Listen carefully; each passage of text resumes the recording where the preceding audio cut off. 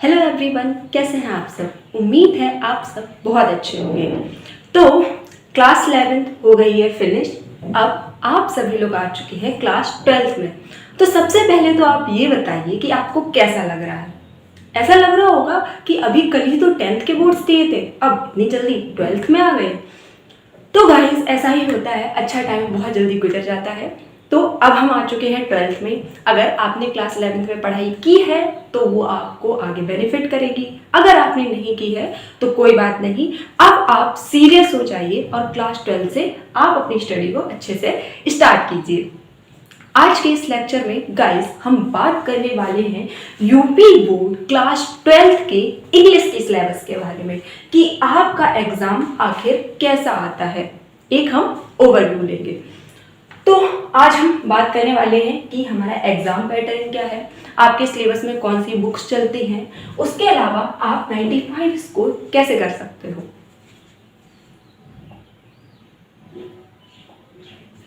So guys सबसे पहली चीज ये है कि आपका जो एग्जाम होता है इंग्लिश का वो होता है ओवरऑल 100 मार्क्स का।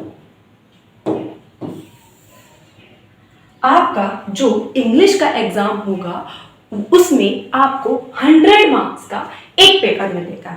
अब उस 100 मार्क्स के पेपर में क्या क्या होगा, देखिए 40 मार्क्स का तो आपका होगा लिटरेचर पार्ट और 60 मार्क्स का होगा आपका ग्रामर।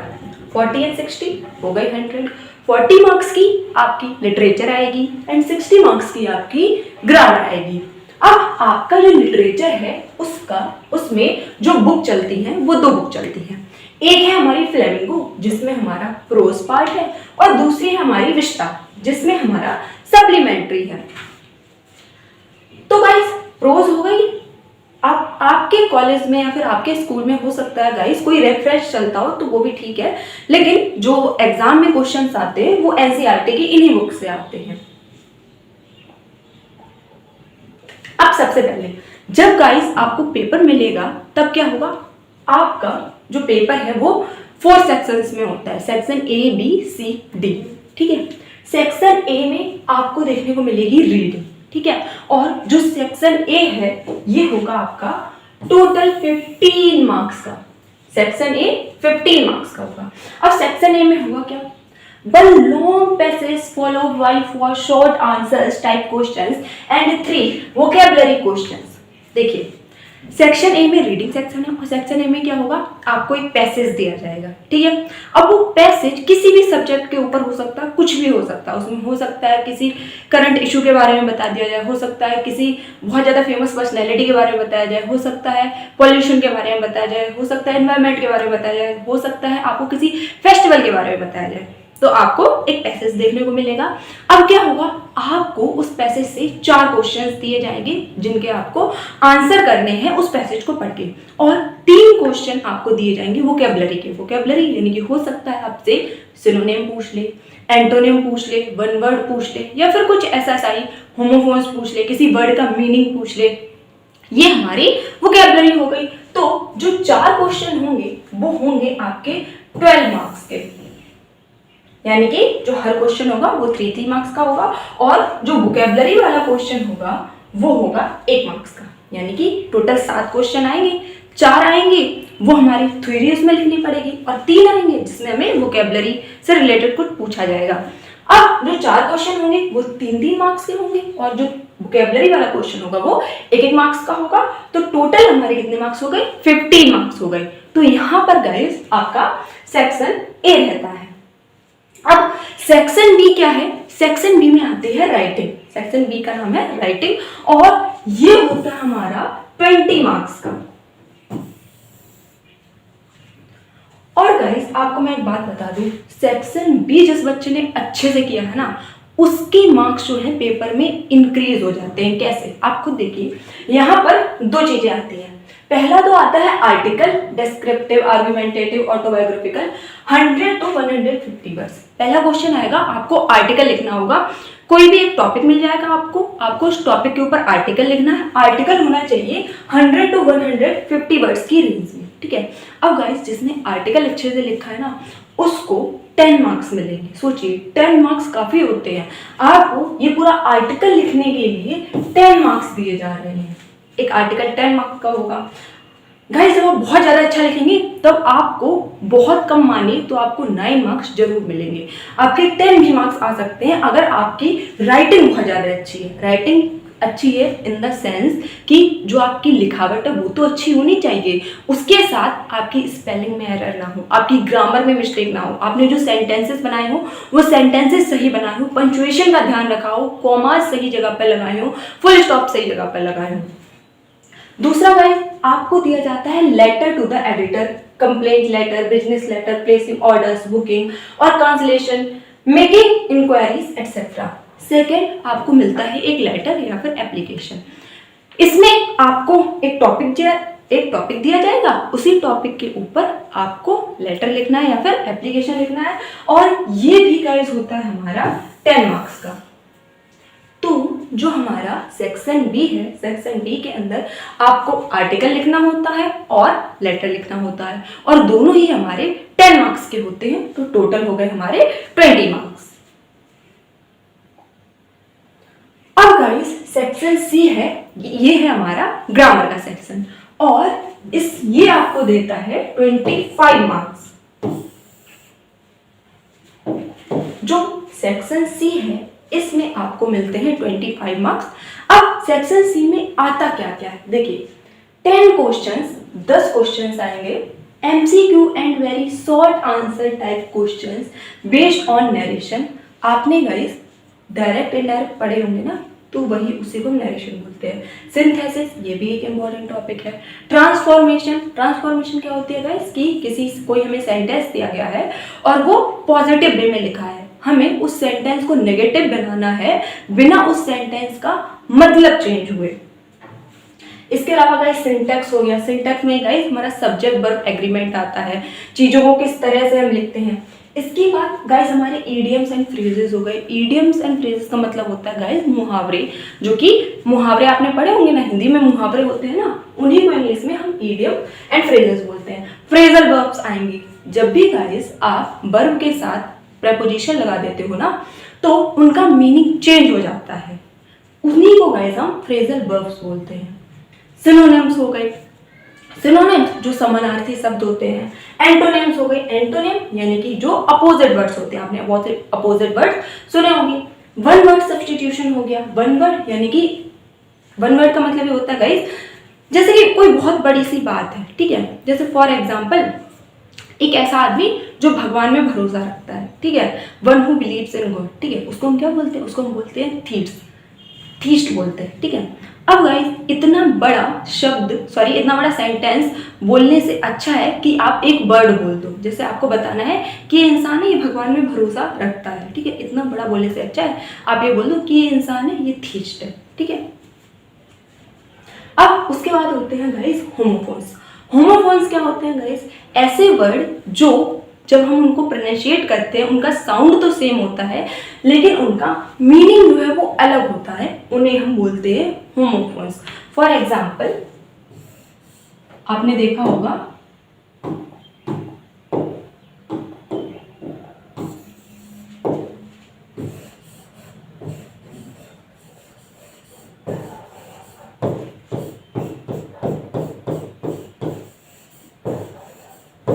एक है गाइस हमारा एक्सेप्ट, एक है हमारा एक्सेप्ट। दोनों को जब हम प्रोनाउंशिएट करेंगे तो लगभग इन दोनों का साउंड जो है सेम आता है लेकिन इन दोनों का मीनिंग जो होता है अलग होता है। इसका मतलब होता है अपनाना, इसको मतलब होता है कुछ चीज है उसको छोड़कर।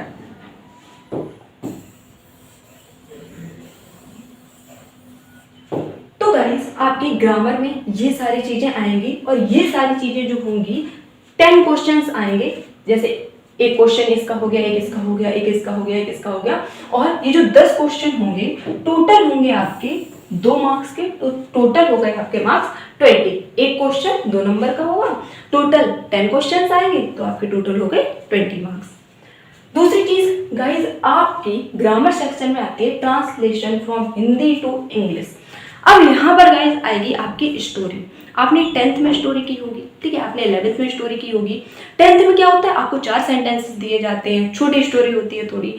12th में क्या होता है गाइस, स्टोरी थोड़ी सी बड़ी हो जाती है और सेंटेंस थोड़े से उनका जो लेवल होता है बढ़ जाता है, बाकी सारी चीज़ें सेम रहती है। तो गाइस जो आपकी स्टोरी होती है ये होती है आपकी 5 मार्क्स की।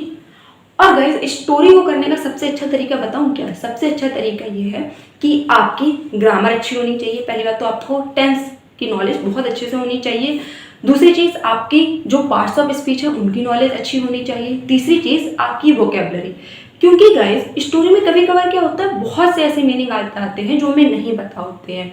तो स्टोरी को अच्छा करने के लिए हमें सबसे ज़्यादा प्रैक्टिस करनी है स्टोरी की। हमें सेंटेंस को बनाना सीखना है, उसका स्ट्रक्चर सीखना है, हमें पार्ट ऑफ स्पीच सीखने हैं। इसके अलावा हमें अपनी वोकेबलरी स्ट्रॉन्ग करनी है। जब ये सारी चीज़ें गाइस आपकी स्ट्रॉन्ग होगी ना, आप स्टोरी को बहुत आसानी से बना पाओगे। 7 to 8 सेंटेंसेस आते हैं, आपको हिंदी से इंग्लिश में ट्रांसलेट करना होता है। तो ये आपका ओवरऑल सेक्शन सी है, जिसमें एमसीक्यू टाइप क्वेश्चन आएंगे, जिसमें आपसे ग्रामर पूछी जाएगी, नरेशन पूछी जाएगी, एक्टिव पैसिव पूछे जाएंगे, ट्रांसफॉर्मेशन पूछी जाएगी, वन वर्ड सब्स्टिट्यूशन पूछे जाएंगे, होमोफोन्स पूछे जाएंगे। इसके अलावा आपकी गाइस स्टोरी आएगी जो कि 5 मार्क्स की हो गई। तो हमारे टोटल मार्क्स कितने हो गए? 25 हो गए। अब गाइस हम सेक्शन डी की तरफ जाते हैं। सेक्शन डी में हमारा आएगा लिटरेचर। हमने रीडिंग कर ली, हमने राइटिंग कर ली, हमने ग्रामर का पार्ट देख लिया। अब जो हमारा सेक्शन डी है वो है हमारा लिटरेचर पार्ट, यानी कि गाइस आपकी जो बुक है फ्लेमिंगो एंड विस्टा, इस पार्ट में उससे क्वेश्चन आएंगे। और ये जो टोटल ये वाला जो सेक्शन है ये हमें देता है 40 मार्क्स। जो आपका लिटरेचर सेक्शन है इसमें आपको मिलेंगे 40 मार्क्स। अब हम इसमें देखते हैं इसमें आएगा क्या क्या। पहली तो आपकी जो फ्लेमिंगो बुक है, जो आपकी प्रोज की बुक है, उसमें से आपको 2 शॉर्ट आंसर देखने को मिलेंगे। 2 शॉर्ट आंसर टाइप क्वेश्चन जो कि होंगे 8 मार्क्स के, यानी कि आपका एक क्वेश्चन हो गया 4 मार्क्स का। प्रोज से आपको 2 शॉर्ट आंसर देखने को मिलेंगे और दोनों ही शॉर्ट आंसर आपके 4 मार्क्स के होंगे, तो टोटल हो गए 8 मार्क्स। और प्रोज से ही गाइस आपको देखने को मिलेगा एक लॉन्ग आंसर जो कि होगा 7 मार्क्स का। तो यहाँ पर 2 शॉर्ट आंसर हो गए और एक लॉन्ग आंसर हो गया। अब गाइस मैं आपको एक चीज बता दूं, जब भी आप शॉर्ट आंसर या फिर लॉन्ग आंसर लिखा करें, सबसे अच्छा तरीका ये होता है जो उसमें मेन वर्ड्स हैं उनको आप हाईलाइट कर दें। हाईलाइट ऐसे करें कि जो आंसर होता है उसको आप ब्लू पेन से लिखते हैं, ठीक है। जो हाईलाइट करने वाला वर्ड हुआ करे ना, उसको आप ब्लैक पेन से लिखा करो और उसको अंडरलाइन किया करो। इससे क्या होता है, इंप्रेशन अच्छा पड़ता है और आपको मार्क्स का भी अच्छे दिए जाते हैं। अब गाइस इसी प्रोज में एक हमारा सेक्शन होता है पोइट्री। पोइट्री यानी कि कविताएं। तो पोइट्री में क्या होता है, 3 very short answer type question based on the given poetry extract. अब यहाँ पर क्या होगा, आपको पोइट्री की कुछ लाइनें दी जाएंगी। आपकी बुक में जितनी भी पोइट्री दी गई हैं, जितनी भी कविताएं दी गई हैं, उनमें से कोई पोम ली जाएगी, उसकी आपको 4 लाइनें, हो सकता है 8 लाइनें दे दी जाए और उनमें से आपको 3 क्वेश्चंस पूछे जाएंगे, ठीक है। और ये तीनों क्वेश्चन होंगे टोटल 6 मार्क्स के, यानी कि 2 मार्क्स के 2 मार्क्स का एक क्वेश्चन होगा, ठीक है। तो यहाँ पर ये तो होगा शॉर्ट आंसर। इसके अलावा गाइस एक और चीज यहाँ पर होती है, questions related to identification of the following figure of speech will be included in the poetry section. Simile, metaphor, personification, oxymoron, apostrophe, hyperbole and onomatopoeia. अब गाइस देखिए, आपने हिंदी में अलंकार पढ़े हैं, इंग्लिश में उन्हीं अलंकार को ही बोलते हैं फिगर ऑफ स्पीच। सेम वही चीज है। आपको यहाँ पर क्वेश्चन तो पूछे जाएंगे, उसके साथ ही आपको पोइट्री की जो लाइन्स दी जाएंगी, लाइन्स में आपसे फिगर ऑफ स्पीच भी पूछ ली जाएगी। तो यहाँ पर सिमिली हो गया, अभी आप पढ़ेंगे आगे, सिमिली हो गया, मेटाफर हो गया, पर्सोनिफिकेशन हो गया, ऑक्सीमोरोन हो गया, अपॉस्ट्रोफी हो गया, हाइपरबोल हो गया, ओनोमेटोपी होगा। आपने एक रूपक अलंकार पढ़ा होगा, तो ये जो मेटाफर है ना, इस मेटाफर को ही हिंदी में रूपक बोलते हैं। और यहाँ पे एक एलिट्रेशन भी होता है, एक एलिट्रेशन भी होता है, एक अलंकार होता है एलिट्रेशन, उसको मे भी शायद उसको अनुप्रास अलंकार आपने पढ़ा है, अनुप्रास अलंकार को ही इंग्लिश में एलिट्रेशन बोलते हैं। तो ये हो गया गाइस आपका पोएट्री में आपको 3 क्वेश्चंस दिए जाएंगे, 2 मार्क्स का एक क्वेश्चन होगा और यहाँ पर आपसे फिगर ऑफ स्पीच पूछ ली जाएगी, यानी कि अलंकार पूछ लिया जाएगा। इसके अलावा गाइस आपको पूछा जाएगा एक सेंट्रल आइडिया, आपको किसी भी पोम का एक सेंट्रल आइडिया लिखना होगा और ये सेंट्रल आइडिया होगा 4 मार्क्स का। कितने मार्क्स का? 4 मार्क्स का। तो ये हो गया हमारा पोएट्री सेक्शन, 10 मार्क्स का गाइस हमारा पोएट्री सेक्शन होता है। आपको क्या करना है गाइस, सबसे पहली चीज जितनी भी आपकी बुक में पोएट्री दी गई है उन सभी के चैप्टर नेम और राइटर नेम आपको जरूर याद होने चाहिए। यहाँ तक कि आपके प्रोज के जितने चैप्टर्स हैं उनके राइटर नेम और उनके चैप्टर नेम तो आपको जरूर ही याद होने चाहिए। अब ये पता हेल्प कहाँ करते हैं? ये हेल्प करते हैं यहाँ पर सेंट्रल आइडिया लिखने में। हो सकता है जो आपको पोइट्री में क्वेश्चन पूछा जाए उसमें यही पूछ लिया जाए कि राइटर कौन है इसके या फिर पोइट कौन है इसके, तो ये सारी चीजें आपको पता होना जरूरी है गाइस। अब गाइस नेक्स्ट जो विस्टा आपकी बुक है सप्लीमेंट्री रीडर की, इससे क्वेश्चन आएंगे। इसमें क्या होगा, आपसे शॉर्ट आंसर टाइप क्वेश्चन पूछे जाएंगे, यानी कि इसमें भी सेम जैसे प्रोज में पूछा गया था सेम वही है। यहाँ पर आपसे 2 शॉर्ट आंसर टाइप क्वेश्चन पूछे जाएंगे, लेकिन यहाँ पे जो शॉर्ट आंसर होंगे वो एक आंसर होगा 4 मार्क्स का। 2 पूछे जाएंगे तो टोटल 8 मार्क्स हो गए। इसके अलावा आपसे एक लॉन्ग आंसर पूछा जाएगा जो कि होगा 7 मार्क्स का। तो सप्लीमेंट्री रीडर का भी सेक्शन है, इसमें भी आपसे 2 शॉर्ट आंसर पूछे जाएंगे और एक लॉन्ग आंसर पूछा जाएगा। तो ये था गाइस हमारा ओवरऑल पैटर्न। आपका पूरा जो पेपर है वो 4 पार्ट्स में डिवाइड किया गया है।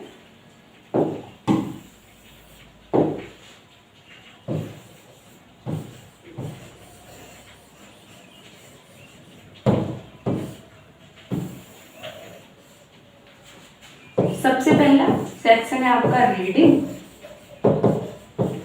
ये सेक्शन ए हो गया। फिर है आपका राइटिंग,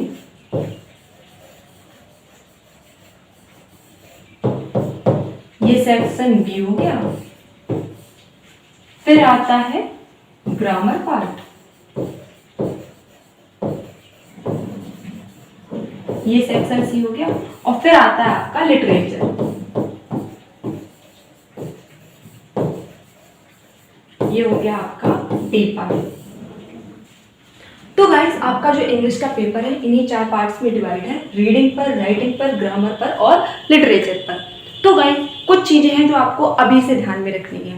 पहली चीज तो ये है ग्रामर के पार्ट को स्ट्रॉन्ग करना है आपको, क्योंकि गाइस बाकी सारी चीजें आपकी ग्रामर से ही जुड़ी हुई हैं। पहली चीज आपको टेंसेस की नॉलेज अच्छे से होनी चाहिए, पार्ट्स ऑफ स्पीच आपको अच्छे से पता होने चाहिए। ये दोनों चीजें अगर आपकी स्ट्रांग है तो बाकी सारी चीजों को आप बहुत ज्यादा आसानी से सीख लेंगे। इसके अलावा गाइस बात करें अगर मैं लिटरेचर की, तो गाइस लिटरेचर में अच्छे मार्क्स अगर आपको लाने हैं तो 3 चीजों पर फोकस रखना। पहला तो ये अपनी वोकैबुलरी पर, कोई भी चैप्टर है उस चैप्टर को पढ़ते वक्त जितने भी आपको कठिन मीनिंग लगते हैं या फिर जो ऐसे मीनिंग है जो आपको नहीं आते उन सब मीनिंग्स को अलग से नोट कीजिए और उनको याद करने की कोशिश कीजिए। दूसरी चीज आपको चैप्टर को थॉरोली पढ़ना है, बहुत ज़्यादा आपको अच्छे से चैप्टर को पढ़ना है। अगर आप चैप्टर को अच्छे से पढ़ोगे तो कोई भी ऐसा क्वेश्चन नहीं आएगा जो आप कर ना पाओ, क्योंकि एग्जामिनर कैसा भी क्वेश्चन पूछ ले वो पूछेगा तो चैप्टर के अंदर से ही ना। और जब हमने चैप्टर को ही बहुत अच्छे से पढ़ रखा है, बहुत अच्छे से समझ रखा है, तो कोई भी क्वेश्चन को हम अटेम्प्ट कर लेंगे, किसी भी क्वेश्चन का आंसर बहुत आसानी से दे लेंगे। तीसरी चीज गाइस, आपके पेपर में आंसर को लिखते वक्त आपसे मिस्टेक नहीं होनी चाहिए। कैसी मिस्टेक? आपकी स्पेलिंग में एरर नहीं होना चाहिए। ये तीनों चीजें अगर आप गाइस ध्यान रखेंगे तो आप लिटरेचर में बहुत अच्छा स्कोर कर देंगे। दूसरी चीज गाइस बात आती है राइटिंग की। अगर आपकी ग्रामर अच्छी है, आपको सेंटेंस बनाना आता है, तो आपकी राइटिंग वाला सेक्शन भी अच्छा हो जाएगा। यहाँ पर बस आपको एक चीज ध्यान देनी है, वो है pattern. Pattern in the sense कि अगर हम आर्टिकल लिखते हैं तो आर्टिकल को किस तरह से लिखते हैं, अगर हम लेटर लिखते हैं किसी को तो लेटर को हम किस तरह से लिखते हैं, कोमास का हमें ध्यान रखना है, उसका एक फॉर्मेट ध्यान रखना है, उसके फॉर्मेट को सही तरह से लिखना है। और गाइस बात करते हैं रीडिंग की। तो अगर आपकी ग्रामर ये तीनों चीज़ें अच्छी है तो आपकी रीडिंग अपने आप अच्छी हो जाएगी। आपको जब पैसेज दिया जाएगा जरूरी नहीं है कि आपको जो पैसेज दिया गया वो पूरी तरह से समझ में आ जाए।